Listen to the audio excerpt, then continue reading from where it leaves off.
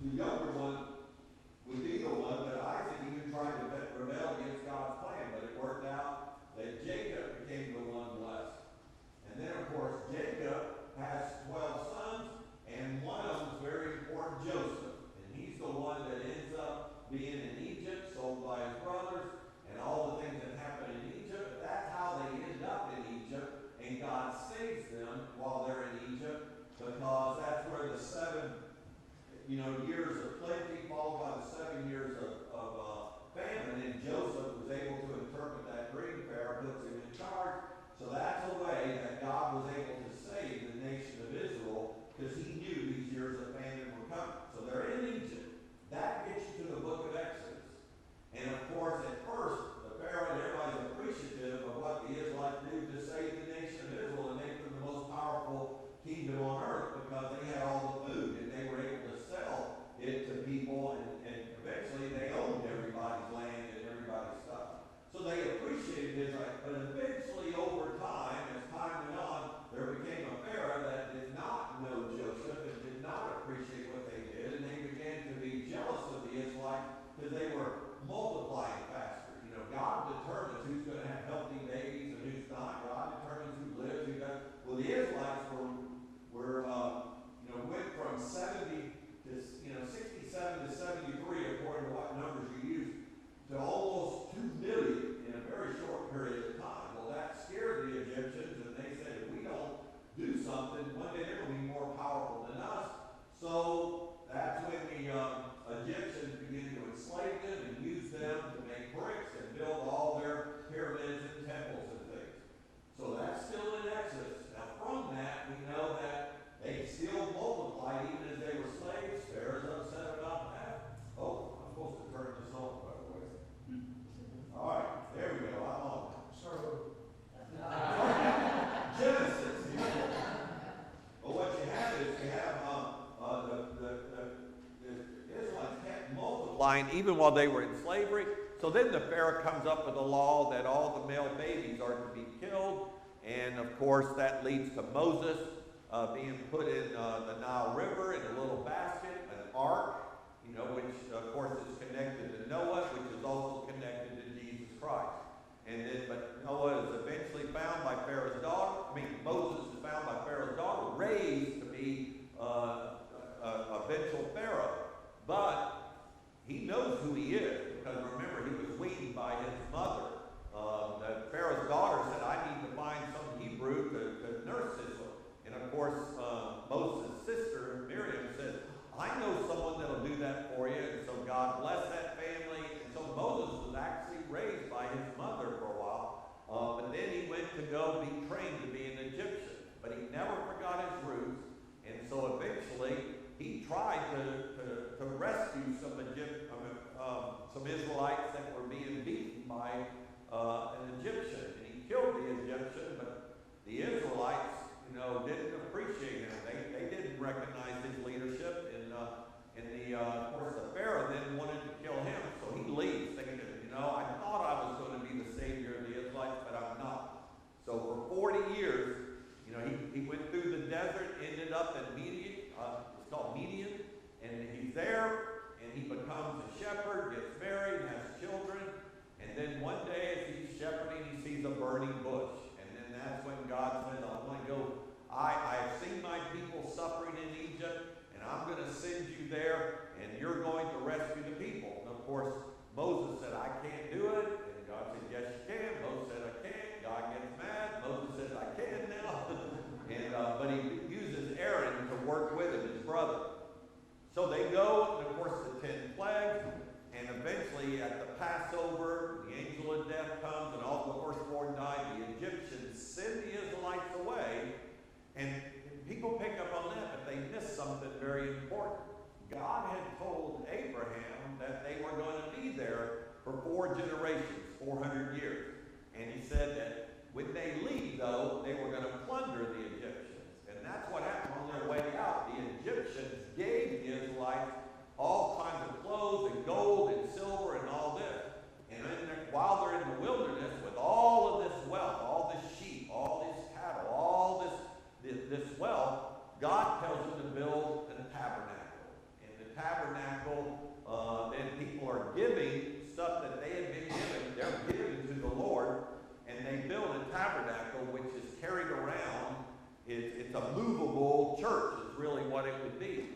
And so that's Moses' tabernacle.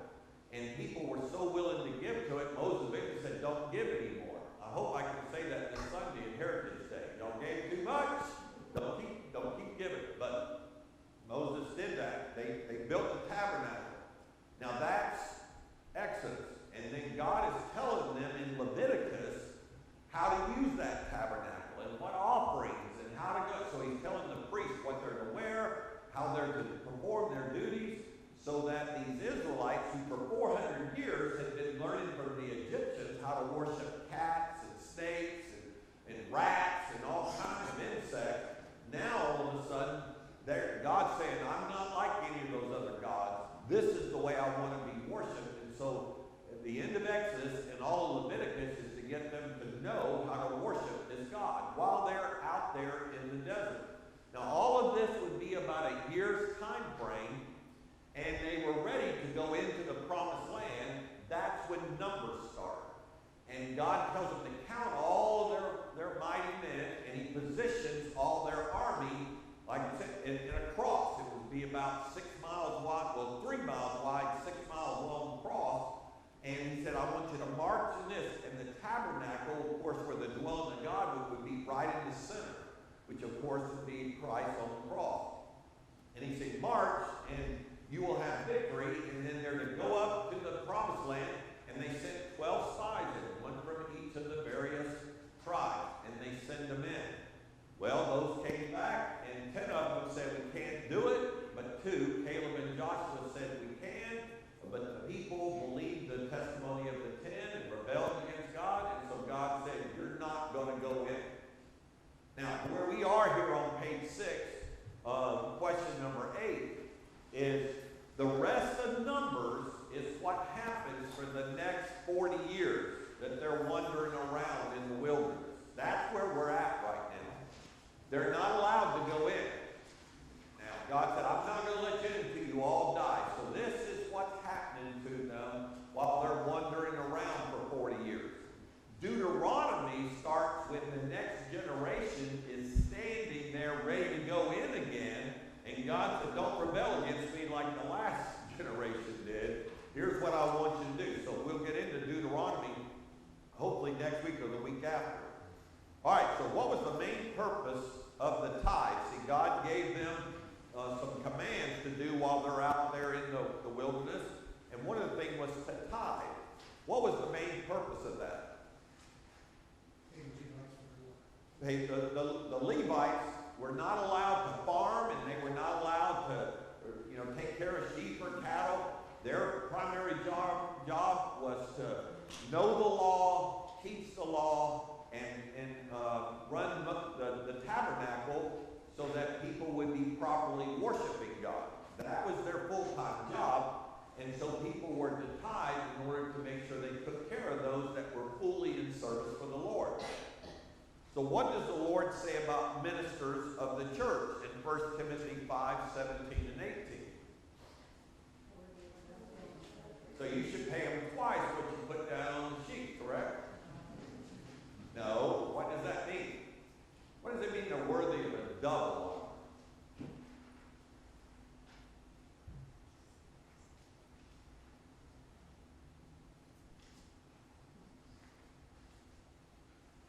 Well, you got to take it from God's standpoint. Now, remember, who decides who's going to be the pastor of a Baptist church? Well, you hope that they prayed, and then God brings them a person, and they're supposed to vet them, and then they say, we think this is God's man. And so the worthy of double honor is respected and properly paid so that they can live, so that they can devote full time into what it is that God's called pastors to do for churches. It's not double paid, but respected. And by the way, you're one of the few churches that do it well. You do. You do it well. I have nothing to but I can tell you, I deal with a lot of pastors. South Carolina has more suicides than any other state for Baptist pastors, and more pastors are run out of their churches in South Carolina than any other state in our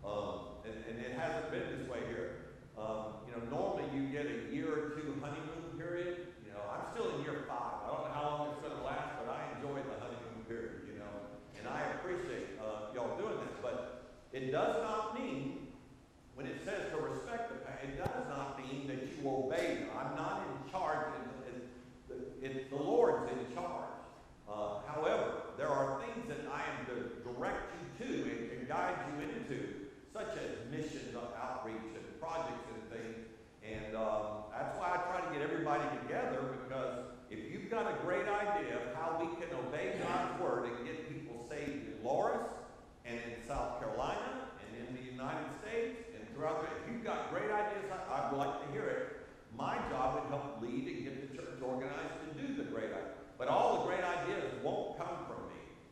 God has limited me to be non-creative. But you know what he gives me?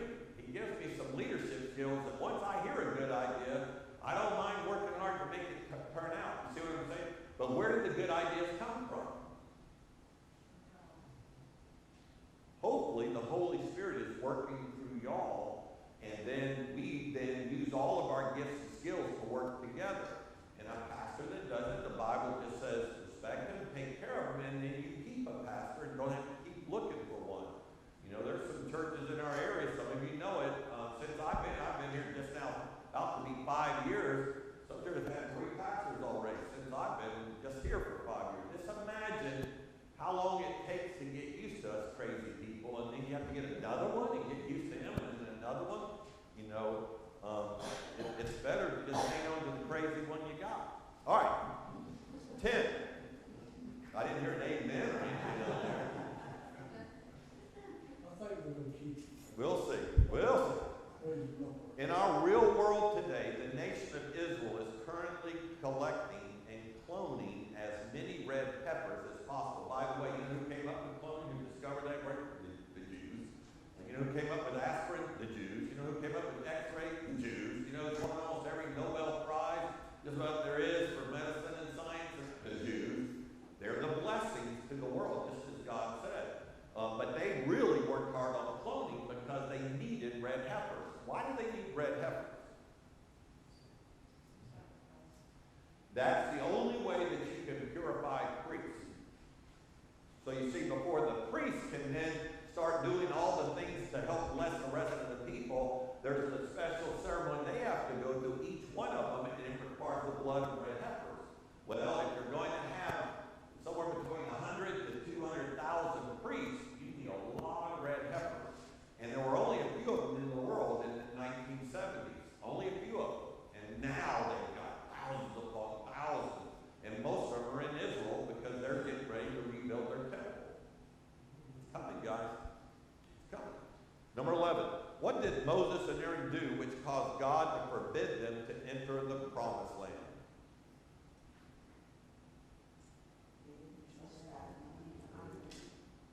Yeah, God told Moses and Aaron to gather the people together to speak to the rock. Now remember, the first time that they had water come from the rock, the first time, what did they do? They struck the rock.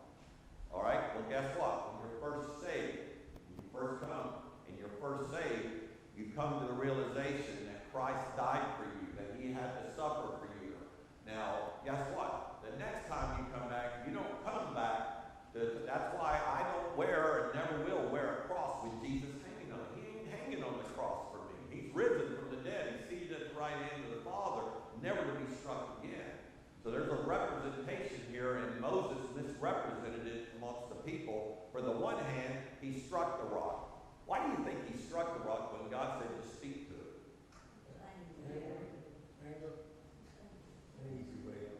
I think some of that applies. God said you didn't have faith. You know what he was thinking? He goes, I hit it the first time when the water came out, and if I hit it harder, more water will come out. But it wasn't the hitting that made water come out. That's the point. My sister and her husband went to religious classes at the University of South Carolina, and my sister said it really helped me with my faith, because now I realize that the way they got water from the rocks is limestone has little pockets of water in limestone, and if you can break it, then you can get those pockets of water out. And so her idea was, he hit it, and water. I said, water for 2 million people? That's not a little bit of limestone. But you know what the Bible says? It was one rock. It was one rock. Wherever they went, there was the stone. So that's why I always tell everybody, the first roll of stone was not Dick Jagger. It was Jesus Christ. He was right there. The Bible says that stone was Christ. They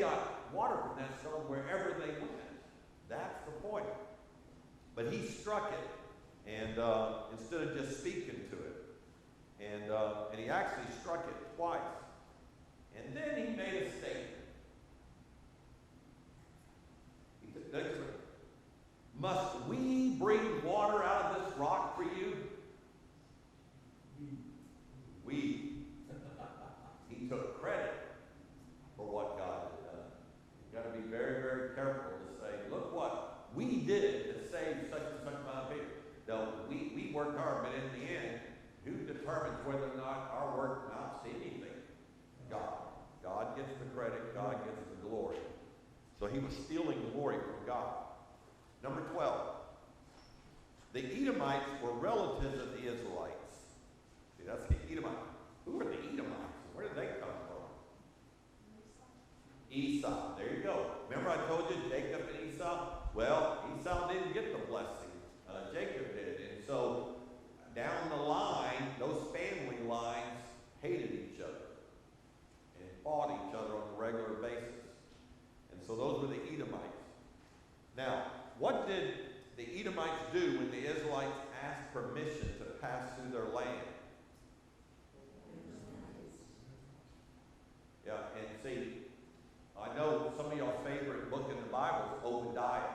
Obadiah is a prophecy about what God's going to do to the Edomites because they wouldn't let them pass through the land, that they were mean to them. So, somebody says, well, what's the book of Obadiah about? Just remember, the Edomites, which is descendants of Esau, were jealous and hated their cousins, from the Israelites.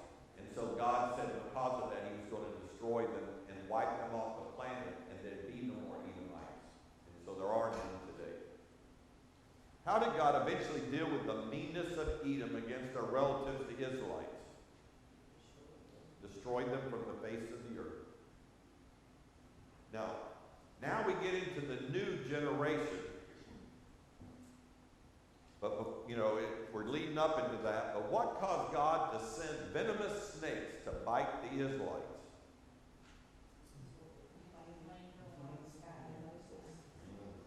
You know what the Bible says in the book of Philippians? It is God who works in you to will and do according to his good purpose. Therefore, do everything without complaining or arguing. Do everything without complaining or arguing.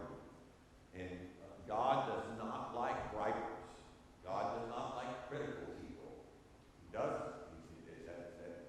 We like to talk about homosexuality. We like to talk about sexual immorality. And yes, those are things that sin. But do not think that God takes lightly gossipers, complainers, arguers, people that just have an arguable spirit. They just always find something wrong, a critical spirit. That is something that God despises, so be careful about that. What had to happen to keep people from dying from the snake bites?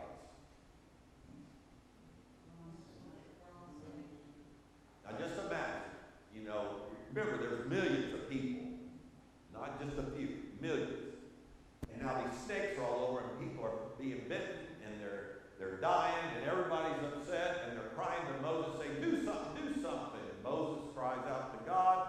God says, I want you to build holes and I want you to put a snake on, which by the way, doctors now, that's what the doctors wear. It comes from this story. Well, he puts this bronze snake and he raises it up in the air, and God says, anybody that comes, that is brought, that's been bitten by a snake, and looks at this bronze snake will be healed.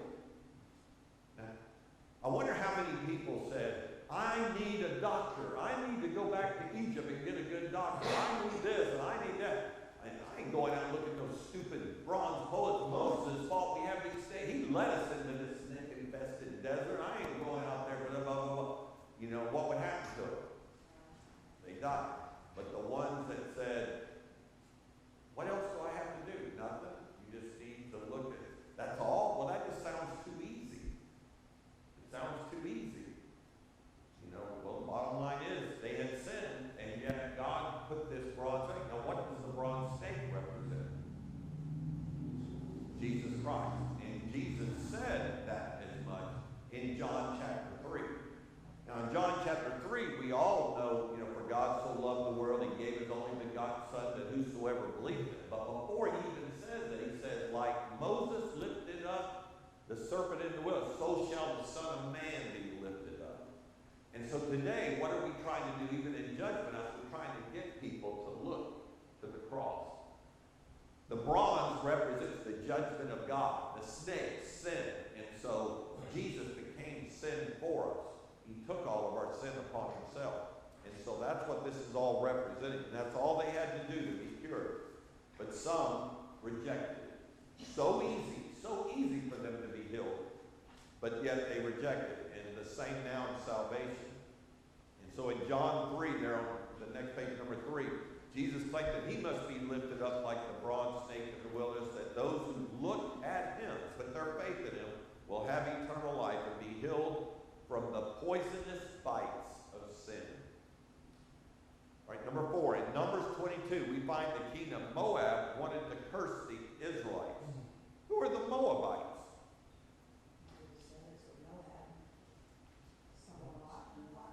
Now remember, Sodom and Gomorrah. Lot chose the plain, chose the city. Abraham ended being out in the wilderness and the hills. Well, Lot wanted the nice, easy pathway. He wanted to make it really easy to shepherd his sheep. Go the easy path, not the hard route. And so that's where he went. But he ended up being in cities of sin. And of course, when God brought all the judgment on Sodom and Gomorrah, he and his 2 daughters ended up in a cave. And his eldest daughter and them, of course, got him drunk. And she had a son, and they called him Moab. So that's who the Moabites are. So they are related to the Israelites, but it's through incest. Now, what did Balak, king of the Moabites, hire Balaam, prophet of God, to do? Put a curse on the Israelites. Did Balaam immediately go with the Moabites to curse Israel? Why or why not? No, God told him not to, so he did. So he's doing well so far. Why did Balaam eventually go with the Moabites to curse Israel? Well, actually, he was interested in a bride. Remember, they came to him with money, and the king started offering money. So Balaam went back and was asking God for permission to go. Well, God had already said, don't go with him, don't do it, but Balaam wanted the money. And so God said, go ahead. And in the book of Jude, we learn that God was not happy with Balaam because one of the things he says about people of wickedness, he goes, they have taken the way of Cain, and they have rushed for profit into Balaam's error, and they've been destroyed in Korah's rebellion. So Balaam was after money. He began to use the gift God had given him to prophesy to actually make money. And so God was not happy, but he allowed him to go. And we know that God wasn't happy with it because of the donkey, if you remember. Number 7, why did Balaam eventually go with the Moabites to curse Israel? Well, he was interested in a bribe, and he went back to ask God, even after God had already told him not to go. That's when God tells you don't do something, and you know God's telling you not to do it. You said, but I really want to do it, God. Please, please, please. Guess what? God's going to say, go do it. Go do it, and you'll realize that when I told you no the first time, that was in your best interest. But God sometimes will say, that's what you want to do. That's what your heart is bent on. And you're not going to obey me. Go ahead. Just do what you're going to do. All right? What did God almost do to Balaam, and what prevented it from happening? Remember the angel with the sword, ready to strike him dead? But the donkey, kept falling down, and what was Balaam doing with the donkey? He beat him. The donkey had to talk to him. 3 times Balak sent Balaam to curse Israel, but instead Balaam blessed Israel. However, the Moabites were eventually successful in getting God to strike the Israelites. How did they do it? Yep. And you know who gave them that idea? You don't know it right away. that's number 10. Who gave the Moabites the advice to try to seduce the Israelites to sin against their God? Well, that's in Numbers 31:16. Balaam gave them that advice. See, Balaam, whenever he went out to curse him, God would only give him words to bless, So you know what Balaam said? We're not going to be able to attack them from the outside. You're going to have to try to get them to sin against God from the inside. You know what Satan does for Christians' life? Satan says, man, once you're a child of God, he can't get you to sin he can't make you sin. You are no longer slaves to sin. You know what he tries to get you to do? Sin from the inside. Rebel from the inside. And that's what Balaam was used to, and that's why God destroyed Balaam. All right?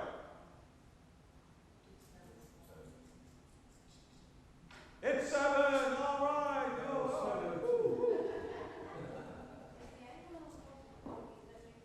What's that? No, that was not. We think that was maybe Michael, but can't be for sure. It doesn't say. But I don't think that was the angel of the Lord. It was an angel of the Lord. But it was not Jesus Christ in this case. All right, let's all rise. We'll stop right there. We'll